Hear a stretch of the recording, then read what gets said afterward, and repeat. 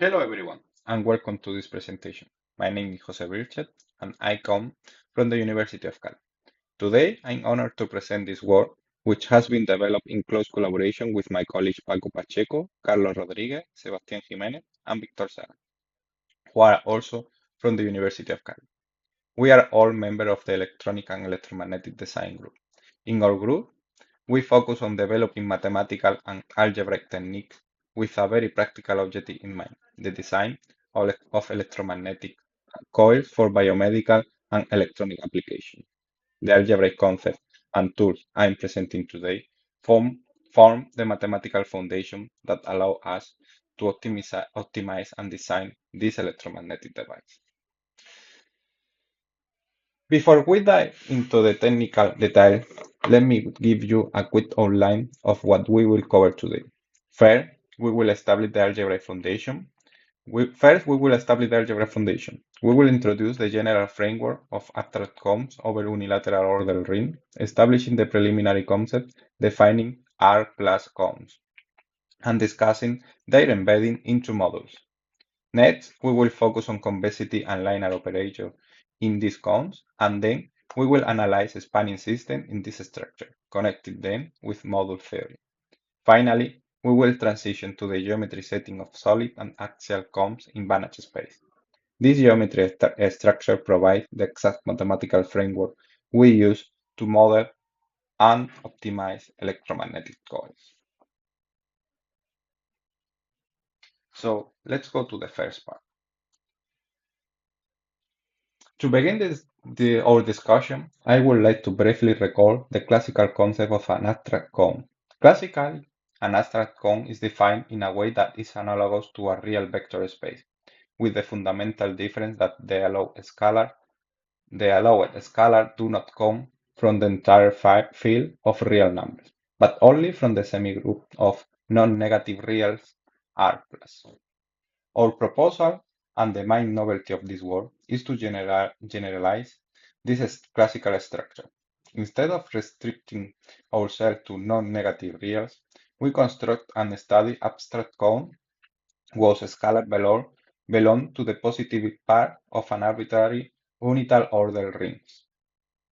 This allows us to unify various algebraic structures and study their geometry properties under a new light, which ultimately aids in our design algorithm. So, to develop this theory rigorously, we need to establish some basic algebraic preliminaries. First, let us consider an internal binary operation, star, on a non-empty set A. We say that this operation is left or right cancellative if it is allowed us to simplify terms in an equality as shown in the first definition. Additionally, if the set has an identity element E, we say that the operation is strict if the only way for the operation of two elements to equal the identifier is for both elements to already be the identity itself. Second, we define an ordered ring R as a ring endowed with a partial order that is compatible with its additive and multiplicative structure. That is, the order is translation invariant and compatible with multiplication by positive elements. Is the identity element 0 and 1 of the ring uncomparable under this order, we refer to it as a unital order ring. This will be the ring of scalars over which we will construct our cone. With these preliminaries in mind, we can state the central definition of our work, the concept of an R plus cone. We define a cone over a unital order ring R as a universal algebra C plus 0 dot. In this structure, the additive part, C plus 0, acts as a commutative, strict, and cancellative monoid. Over this monoid, we consider a distributed and biadditive external action, where the scalars are restricted to the positive cone over the ring, denoted by R plus. An immediate example of this structure is that if we take a unitar order ring R, its own positive cone R plus has a cone structure under its addition and multiplication. More generally, if we consider an any order R module M, its positive cone M plus, which consists of the non-negative element of the module, form an R plus cone under this definition. One of the most powerful classical tools when working with commutative monoids is the process of embedding them into groups. Any strict cancellative commutative additive monoid can be extended to a commutative additive group by establishing a simple equivalence relation, analogous to how we construct the integrals from the natural numbers.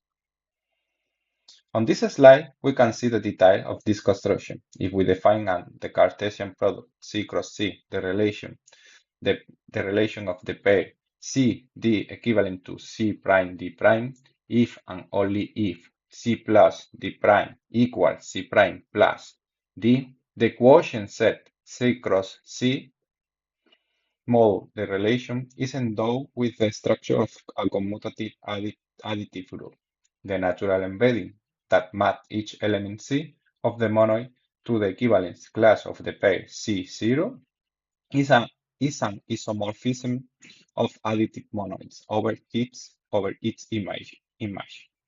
This allows us to represent the element of the cone as a formal difference.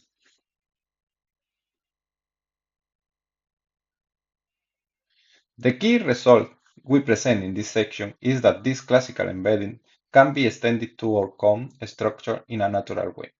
The lemma states that if C is an R plus cone over a unitar ordered ring, then the quotient group C cross C module the relation can be endowed with the structure of an R module. The external action of the entire ring is naturally refined on the equivalent classes.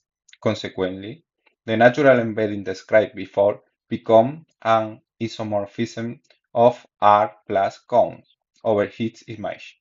This is extremely useful because it provides a bridge between the theory of astral count and the classical theory of modules over R, allowing us to study the property of the cone C using module theory. Let us now turn our attention to the notion of convexity in this generalized setting. We define a subset D of an R plus cone as convex if for any true element in D, the geometry simplex delta of D prime determined by them is contained in D.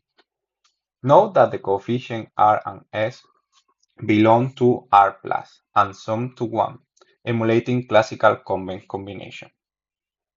Furthermore, a partial order can be naturally defined in abstract cone, which is translation and homothetic invariant. We say that C is less than or equal to D if and only if there exists an element C prime such that C plus C prime equals D. This relation satisfies very nice property. The element C prime is unique. C is unique. 0 is the minimum of the cone. The order is compatible with addition, and it is preserved under multiplication by positive scalar.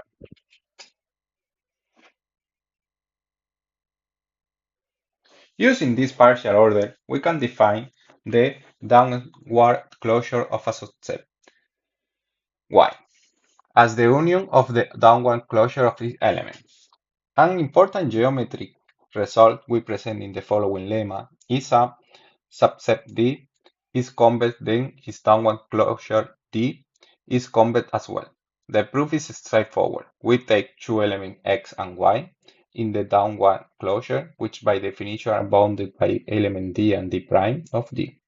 By considering a convex combination with positive coefficients R and S, such that R plus 1 equals 1, the property of the partial order ensures that R times X plus S times Y is bounded by R times D plus S times D prime. Since D is convex, this later combination belongs to D, and thus the original combination belongs to the downward closure D. Since cones are universal algebras, it is natural to talk about subcones and linear operators. Linear maps between cones are defined as additive and R plus homogeneous maps, just like in the model setting. A fundamental lemma here is that any R plus linear operator G between two cones is automatically monotone, meaning that it preserves the partial order. To prove this, suppose C is less than or equal to C prime in C. This implies the existence of an element C0 such that C plus 0 C0 equals C prime. By applying the additive of T, we have T of C plus T of C0 equals T of C plus C0, which equals T of C prime. By definition of the partial order in the target cone D, this means that T of C is less than or equal to T of C prime, which completes the proof. We now move on to the section dedicated to spanning systems. To study them, we introduce a set theoretic concept that plays a key role. The notion of a downward stable family. We say that a collection of sets is downward stable if for any subset of indices J that is neither empty or nor a singleton. The intersection over G is exactly the same as the intersection over the entire family Y. I. As an illustrative example, any collection of pairwise disjoint non-empty set is downward stable. Since the intersection of any two distinct sets in the family is empty, the intersection over any non-singleton G, J is empty, which equals the intersection over the entire family. In this slide, we present two technical lemmas that exploit the concept of downward stability. The first lemma gives us a concrete construction of such families. If we have a family of pairwise disjoint set Ti and we define Si as L union Ti for a common set L, then the family is Si is downward stable and its common intersection is exactly L. The second lemma states that from a countable downward stable family Si with intersection L, we can define a decreasing sequence of set Gn by taking the union of Si, starting from index n. This decreasing sequence of set preserves L at its intersection limit. The proof shown on the slide uses the downward stability of the original family to guarantee that any element in the intersection of the union Gm must belong to the common intersection L. Let us now connect this construction to the theory of module and inductive set. The first lemma considers a module M over a division ring R, a linearly independent system L, and a basis B containing L. If we take distinct element in L, we can show that the set obtained by translating the complement of L by each of these vectors, which is B minus L plus Li, are pairwise disjoint. The proof is by contradiction using the linear independence of the basic vector. As a recall, as a remark, recall that the collection L of A of all linearly independent subset of a set A is an upper inductive set under inclusion, which classically allows us to apply Zorn's lemma to guarantee the system of maximal linearly independent system. The main theorem of this section shows a very different behavior when we study a spanning system instead of linearly independent system. The theorem states that if M is a module that is not finitely spanned and L is an infinite non-spanning linearly independent subset, then the collection S of L of all spanning systems containing L is not a lower inductive set. To prove this, we first extend L to a basis B. We take an infinity second of distinct element in L and construct a family of downward stable set Si, whose intersection is L. From this, we define a decreasing chain of spanning system Gm. This chain is a subset of S of L, but it has no lower bound in the collection because the common intersection of all Gn is exactly L, which by hypothesis is an spanning system. This proves that S of L is not lower inductive.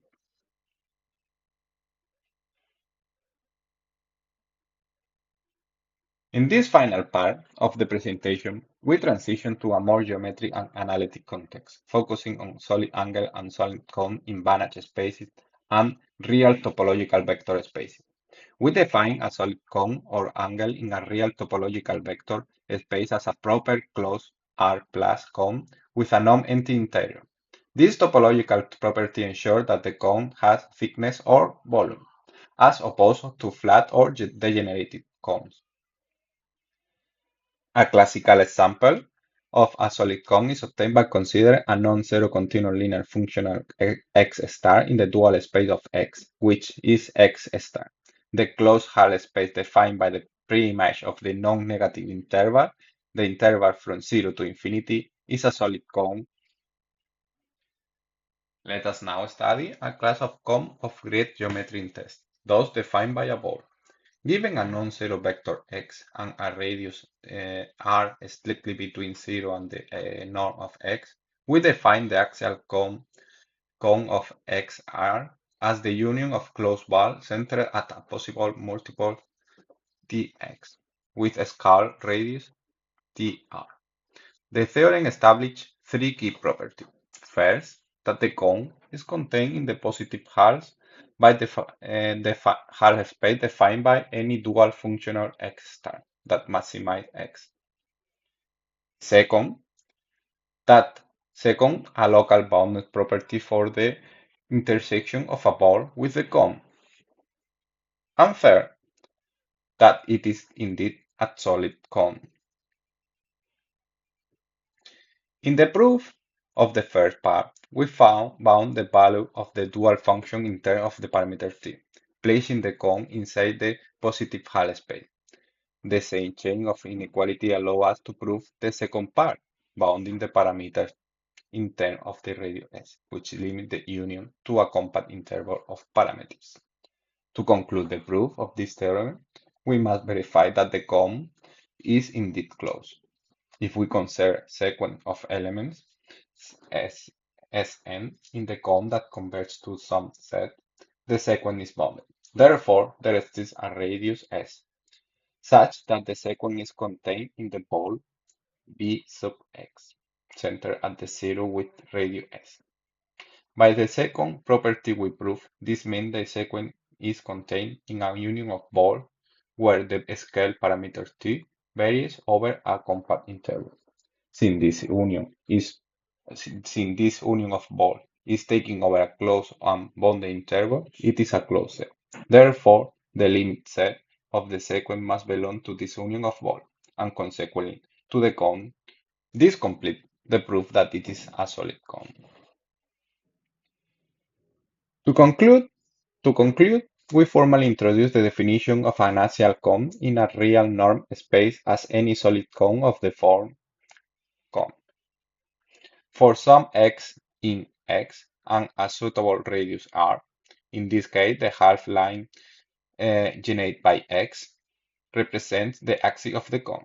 This definition poses a very interesting open problem of geometric characterization. How can we characterize axial cone intrinsically among all solid cones in real norm spaces? Solving this geometric problem we will part of our future line of research.